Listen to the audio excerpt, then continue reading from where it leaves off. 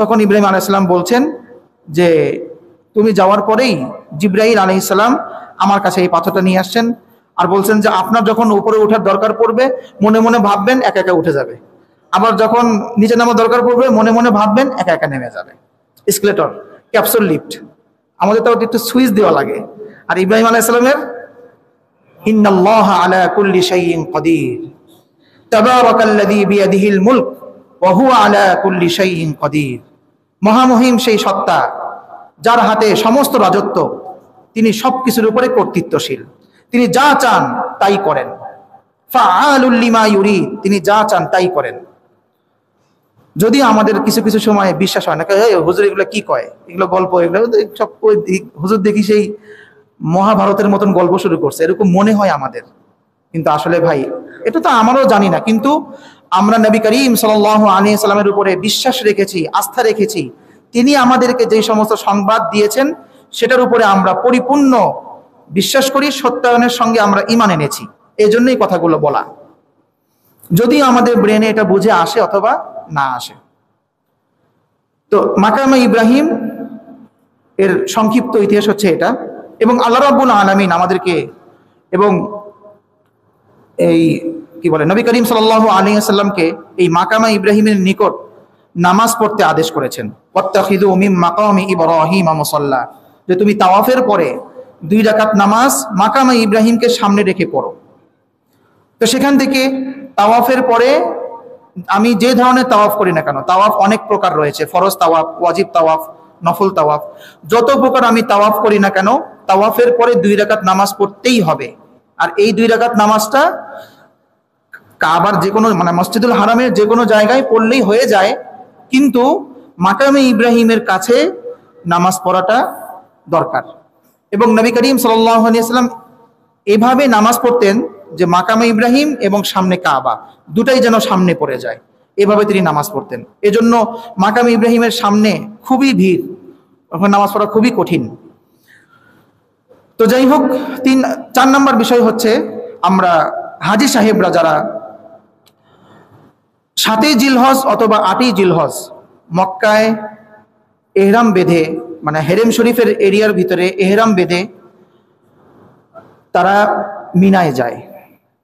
মিনা থেকে 9ই জিলহজ ফজরের নামাজের পর আরাফার উদ্দেশ্যে রওনা হন। আবার আরাফা থেকে সূর্যাস্তের পরে মুজদালিফায় আসেন। এখন মিনা, মুজদালিফা, আরাফা, এটার মোটামুটি সংক্ষিপ্ত একটা ইতিহাস আলোচনা করা দরকার।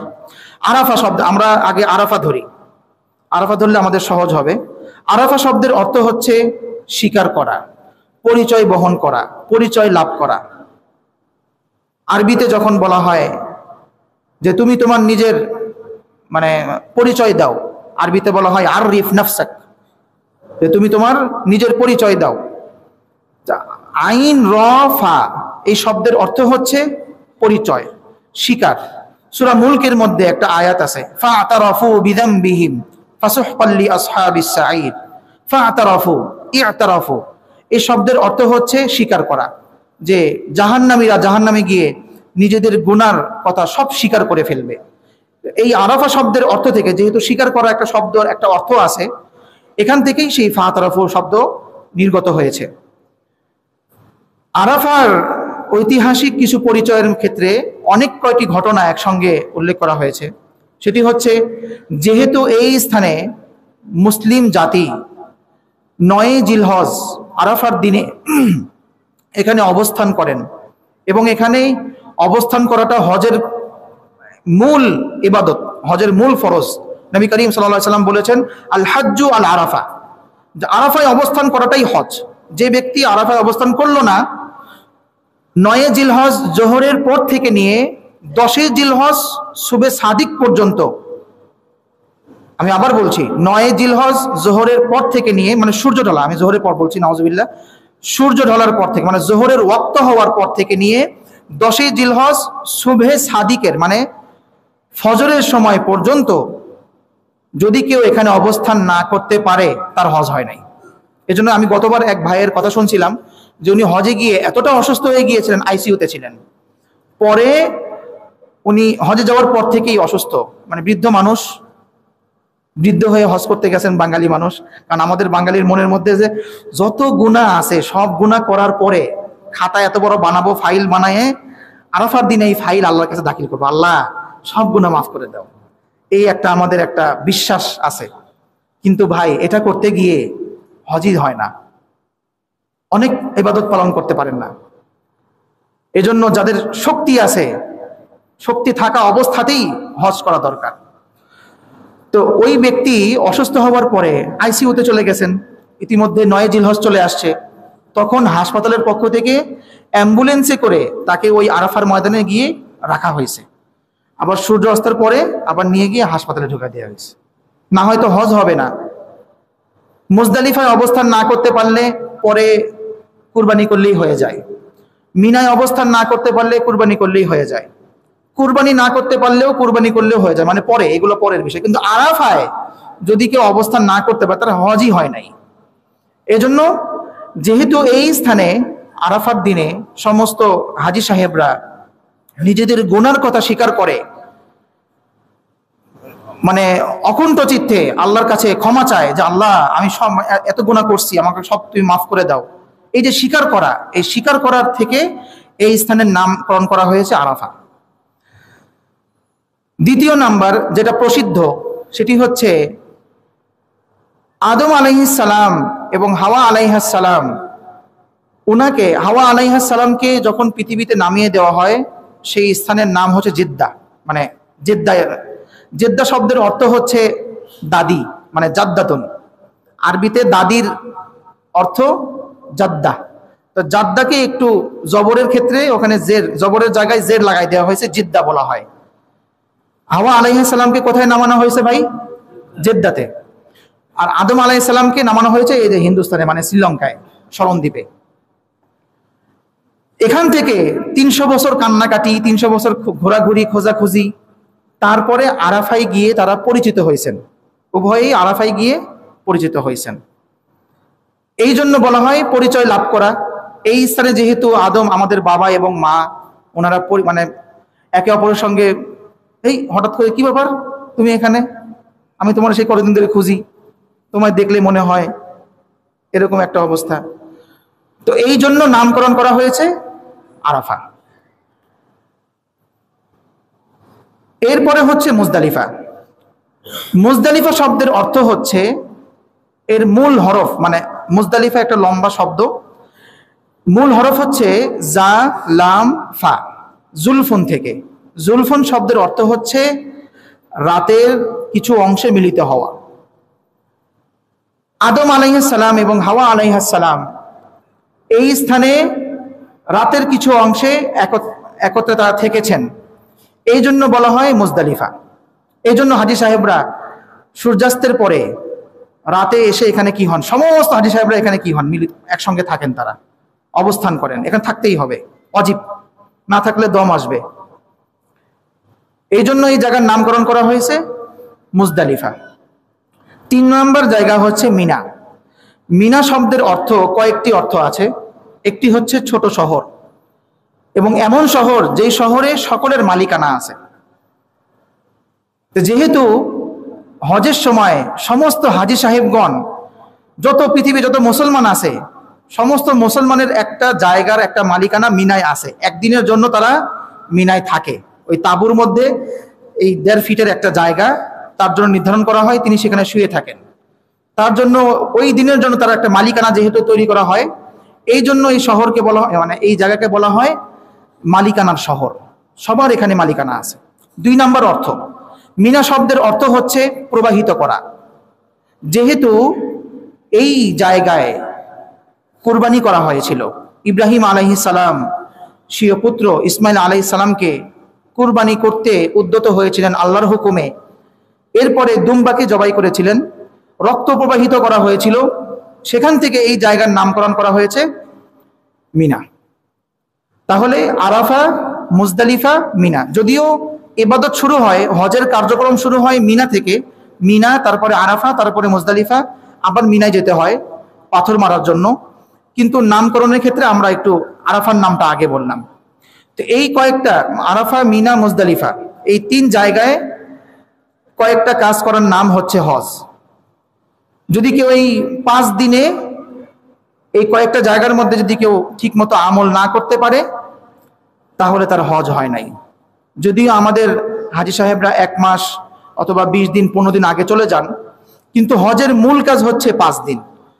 8ই জিলহজ, 9ই জিলহজ, 10ই জিলহজ, 11 জিলহজ, 12 জিলহজ, আবার একটা 13 জিলহজ। মানে যারা মিনায় রাত্রে 12 জিলহজ থাকবেন তাদের জন্য 13 জিলহজ পাথর মারা, মিনায় পাথর মারাটা হচ্ছে মানে মুস্তাহাব হয়ে যায় আর কি বলে, ওয়াজিব হয়ে যায়। আর যারা থাকবেন না, যারা মক্কায় চলে আসেন, তাদের জন্য পাথর মারাটা মুস্তাহাব হয়ে যায়। তো এই হলো মোটামুটি আমাদের হজের যে স্থানগুলো রয়েছে, এই স্থানগুলোর সংক্ষিপ্ত একটু পরিচয়। আল্লাহ রাব্বুল আলামিন আমাদের উপরে যেই হজ ফরজ করেছেন, আমরা তো মনে করি ভাই যে মেয়ের বিয়ে দিই, একটা ফ্ল্যাট বানাই, একটা বাড়ি করি, একটা থাকার জায়গা করি, তারপরে আমি হজ করতে যাব। অথবা এখনো তো বয়স হয় নাই, বয়স হলে তারপরে হজ করতে যাব। এরকম বিভিন্ন ধরনের ভুল ধারণা আমাদের মধ্যে আছে।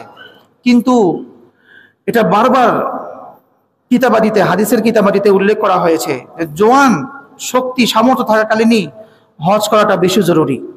না হয় বৃদ্ধ অবস্থায় হজ করতে গিয়ে ওই 5 দিনে প্রতি বছর মৃত্যুর সংবাদ আমরা শুনতে পাই, যে পদদলিত হয়ে, পায়ে পিষ্ট হয়ে, পায়ের নিচে পিষ্ট হয়ে মানুষ ইন্তেকাল করেছে, মারা গেছে। যদি একটা ফায়দা আছে, যে ব্যক্তি ইহরাম অবস্থায় মারা যাবে, নবী করিম সাল্লাল্লাহু আলাইহি সাল্লাম বলেছেন, মান মাতা মুহরিমান হুশিরা মুলাব্বিয়ান, যে ব্যক্তি ইহরাম অবস্থায় ইন্তেকাল করবে, কাল কিয়ামতের ময়দানে সে আল্লাহর দরবারে যখন কবর থেকে উঠবে, সবাই তো বলবে ইয়া নাফসি ইয়া নাফসি, কিন্তু সে বলবে লাব্বাইক আল্লাহুম্মা লাব্বাইক। লস নাই ভাই, লস নাই, এজন্য কোনো লস নাই, বরং তারাটা লাভ। যদিও আমাদের মনে হয় যে ইস লোকটা মারা গেল, কিন্তু এই ক্ষেত্রে আমাদের বাঙালিরা একটু বেশি এগিয়ে, যে না, বুড়াকালে হজ করতে যাবো, ওই জায়গায় যে মরমু, আর কিয়ামতের দিন আমি লাব্বাইক আল্লাহুম্মা লাব্বাইক বলতে বলতে উঠবো, নাকি ভাই?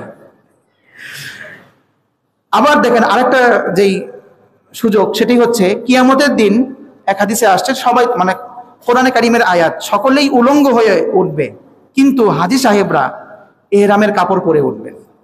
সুবহানাল্লাহি ওয়া বিহামদি। এর জন্য লস নাই, মুমিনের কোনো লস নাই। তো আমরা হজ করবো তো ইনশাআল্লাহ ভাই।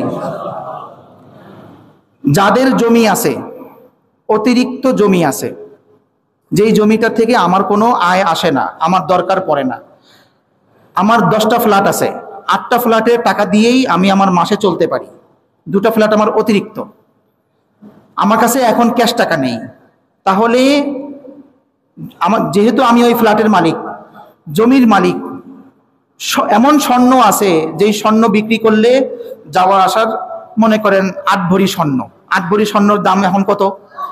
9 লাখ টাকা, 10 লাখ টাকা তো হবেই। কত হবে? আরে আমি তো ভাই মূর্খ, জানি না কোন সময় স্বর্ণের দাম বাড়ে আর কমে। যাই হোক, 12 লক্ষ টাকা। তাহলে 12 লক্ষ টাকা যেহেতু তার, এখন সে স্বর্ণের আকারে এই টাকার মালিক, ওনার উপরে হজ ফরজ, ওনাকে স্বর্ণ বিক্রি করে হজ করে যেতে হবে, ওই ফ্ল্যাট বিক্রি করে হজ করতে যেতে হবে, জমি বিক্রি করে হজ করতে যেতে হবে। যে ব্যক্তির উপরে হজ ফরজ হয়েছে, একটা গুরুত্বপূর্ণ মাসালা বলছি, যে ব্যক্তির উপরে হজ ফরজ হয়েছে, সেই ব্যক্তি, তার কাছে কোনো ক্যাশ টাকা নাই, ওই ব্যক্তির জন্য ঋণ করে হলেও, আমি আবার বলছি, ঋণ করে হলেও হজ করা ফরজ, করতে হবে। আমাদের মনে, আমাদের সমাজে যেহেতু হজ সম্পর্কীয় আলোচনা বেশি করা হয় না, অনেকের ভুল ধারণা আছে যে ঋণ করে হজ হয় নাকি, একটা প্রশ্ন। তো এক্ষেত্রে কিছু মাসালা আমি এই গত কয়েকদিন যাবত পড়ছি, সেটা হলো ঋণ করে হজ টজ হয় নাকি। যে ব্যক্তির উপরে হজ ফরজ, তার কাছে কোনো ক্যাশ টাকা নেই, তার জন্য ঋণ করে হলেও হজ করতে যেতে হবে, এবং হজে যাওয়ার সময় ওসিয়ত করে যেতে হবে যে আমি অমুক অমুক অমুক থেকে টাকা নিয়েছি হজের পারপাসে, আমি অমুক অমুক ব্যক্তি থেকে টাকা নিয়েছি, যদি আমি মারা যাই আমার অমুক সম্পদ থেকে শোধ করে দিতে হবে, এটা বলতে হবে। যে ব্যক্তির অন্য পারপাসে ঋণ নেওয়া হয়েছে, মানে আমার উপর হজ ফরজ নাই, আমার অন্য পারপাসে ঋণ নেওয়া আছে, ওই ব্যক্তির জন্য হজের মানে ঋণ করে হজ করাটা এটা মাকরুহে তাহরিমি, হজ করা যাবে না। কারণ তার উপরে ওই হজ না করে ঋণগুলো পরিশোধ করা জরুরি, ঋণ পরিশোধ করতে হবে। এটা কোন ব্যক্তির ক্ষেত্রে ভাই? যে ব্যক্তির উপর হজ ফরজ তার জন্য, ভালো করে বুঝবেন, যে ব্যক্তির উপর হজ ফরজ তাকে অবশ্যই ঋণ করে হলেও হজ করতে হবে, যাওয়ার সময় ওসিয়ত করে যেতে হবে। আর যে ব্যক্তির উপরে হজ ফরজ না, সে ব্যক্তি অন্য পারপাসে তার ঋণ আছে, তার ইয়াতে উনি এখন হজ করতে চাচ্ছেন ঋণ করে, তাকে অনুমতি দেওয়া হয় নাই যে তোমার জন্য হজ করাটা মাকরুহে তাহরিমি, তোমার যাওয়া হবে না, তুমি আগে এই টাকার ঋণ পরিশোধ করো, তারপরে তুমি যাবে। এটা হলো 2 নাম্বার ব্যক্তি। 3 নাম্বার ব্যক্তি, যে ব্যক্তির উপরে হজ ফরজ না, তার অন্য পারপাসে কোনো ঋণ নাই